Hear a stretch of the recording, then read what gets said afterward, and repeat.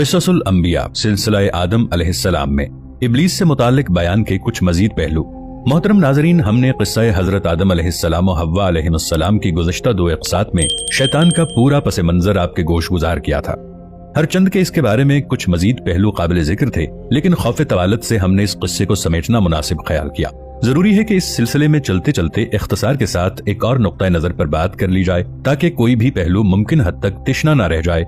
क़िस्सा इब्लीस में एक अहम पहलू जो आमतौर पर कंफ्यूजन का मूजिब बनता है, ये है कि इब्लीस की तरफ से हजरत आदम अलैहिस्सलाम को सजदा करने के हुक्म रब्बी से इनकार के साथ ही इस सरकशो नाफरमान को जन्नत से निकाल बाहर किया गया था, जबकि आदम और हव्वा अभी जन्नत ही में मौजूद थे।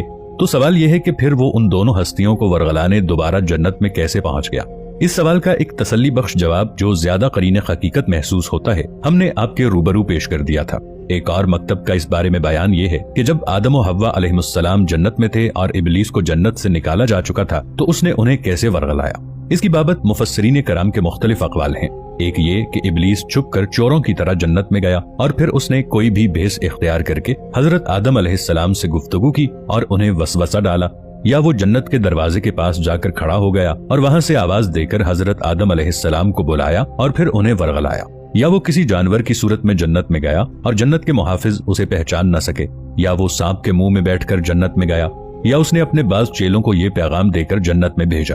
अल-जामिउल बयान की पहली जिल्द के सफ़ा 567 पर मुदर्रज है। इमाम इब्न जुरैर तबरी कुछ हवालों के साथ लिखते हैं, जब अल्लाह ताला ने हजरत आदम अलैहिस्सलाम से फरमाया, ऐ आदम, तुम और तुम्हारी बीवी जन्नत में रहो और जन्नत में जहां से चाहो खूब खाओ, और खबरदार इस दरख्त के करीब न जाना, वरना तुम दोनों हद से बढ़ने वालों में से हो जाओगे। उस वक्त इब्लीस ने उन दोनों के पास जन्नत में जाने का इरादा किया, तो जन्नत के मुहाफिजों ने उसको जाने से रोका। बस वो सांप के पास आया। उस वक्त सांप ऊंट की मानिंद 4 पांव वाला, गोया ड्रैगन नुमा खूबसूरत जानवर था। इब्लीस ने उससे कहा कि वो अपने मुंह में रखकर जन्नत में हजरत आदम अलैहिस्सलाम के पास ले जाए।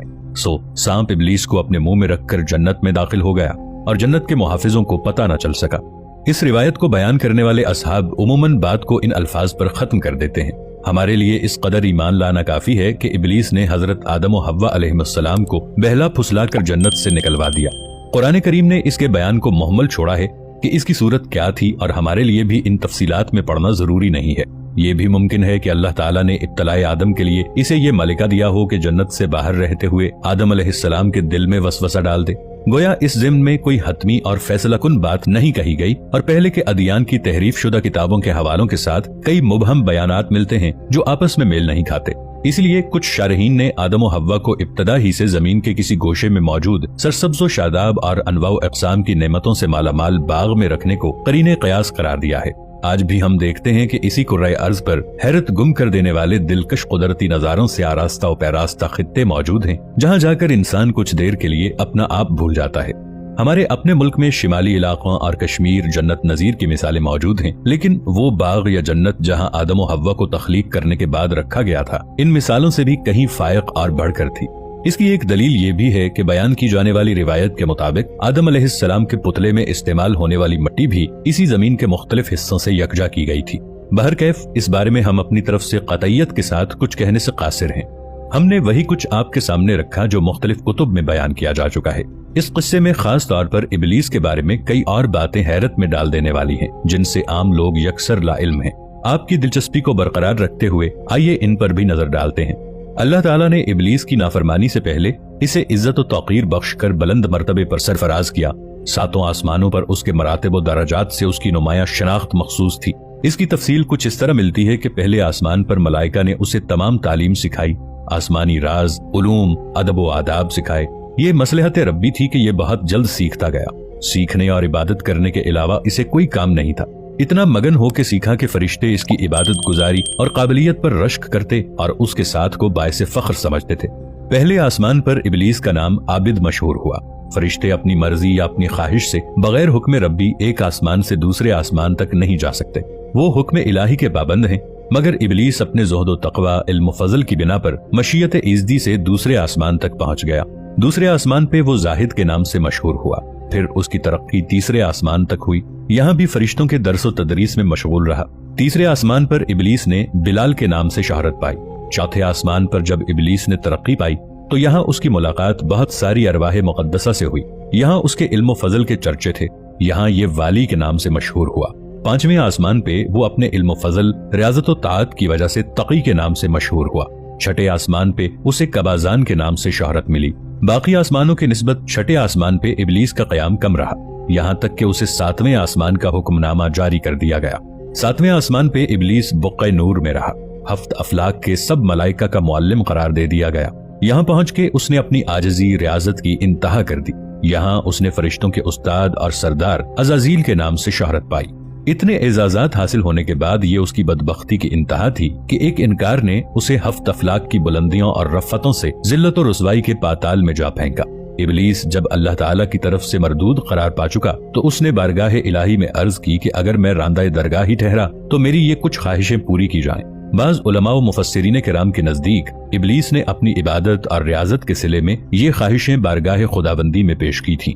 चुनाचे अपनी बात को दलील से मनवाने के अंदाज में उसने अल्लाह ताला से गुजारिश की, आपका वादा है नेकियों का अज्र जरूर देंगे, मैं ये अज्र दुनिया में ही चाहता हूँ, लिहाजा पहली अर्ज ये है कि मुझे उस वक्त तक मौत न आए जब तक औलाद आदम का आखिरी फर्द भी जमीन से ना उठा लिया जाए। अल्लाह ने उसकी ये ख्वाहिश कबूल कर ली। फिर बोला, मेरी दूसरी ख्वाहिश है कि मुझे इतनी ताकत दी जाए कि मैं तेरे बंदों को राह हक से भटकाऊं और बहकाऊं। इरशाद हुआ कि तेरी ये ख्वाहिश भी पूरी हुई, मगर मेरे नेक बंदों पर तेरा दाव न चल सकेगा। इबलीस ने तीसरी ख्वाहिश ये की, मेरी औलाद बहुत ही ज्यादा हो और उनकी तवील उम्रें हों ताकि मैं और मेरा कबीला तेरे बंदों को जी भर के भटकाए। बारगाह इलाही से इबलीस की ये ख्वाहिश भी पूरी हुई। इबलीस की चौथी ख्वाहिश ये थी कि मैं जो रंग रूप शक्ल सूरत चाहूं इख्तियार कर सकूं। इरशाद इलाही हुआ कि तेरी ये ख्वाहिश भी पूरी की, मगर तू कभी भी नबी आखिरुज़्ज़मा मोहम्मद मुस्तफ़ा सल्लल्लाहु तआला अलैहि वसल्लम की सूरत इख्तियार न कर सकेगा जिसे मैं आखिरी जमाने में पैदा करने वाला हूँ। अल्लाह ताला ने इबलीस के मुतालिबात की कबूलियत के साथ जो सजाएं तजवीज़ की वो कुछ इस तरह से हैं कि जन्नत से इखराज के बाद इबलीस के लिए दर तौबा हमेशा हमेशा के लिए बंद कर दिया गया। वो हुस्न, खूबियां, वो नूर जो सब फरिश्तों से ज्यादा था वापस ले लिया गया। अज़ाज़ील के मुअज़्ज़ज़ नाम की जगह इबलीस का नया टाइटल उसकी पहचान ठहरा। आइंदा की कौम शयातीन, अरवाह खबीसा, अशकिया की पेशवाई का बदनुमा दाग उसकी शख्सियत का हिस्सा बना। ता क़यामत उसे मुस्तहिक़ लानत करार दे दिया गया। इन सजाओं के साथ इबलीस को जमीन पर भेज दिया गया। हसद और नफरत वो पहला गुनाह है जो उसने रुए जमीन पे काबिल के दिल में पैदा किया। मरदूद करार पाने के बाद उसे जिन मुख्तलिफ नामों से नवाजा गया उनमें से चंद नुमाया नाम ये हैं। इबलीस यानी अल्लाह पाक की रहमत से दूर, ना उम्मीद। हरमन यानी शर्रो फसाद फैलाने वाला। अहरम मुराद सांप के मुंह वाला यानी जहरीला। अबू मर्रा ये उसकी कुन्नियत है और उसके बेटे का नाम मर्रा था। खबीज यानी गंदा, घनावना और मकरूह। खन्नास यानी अल्लाह पाक के जिक्र से भागने वाला। शैतान यानी धोखा देने वाला।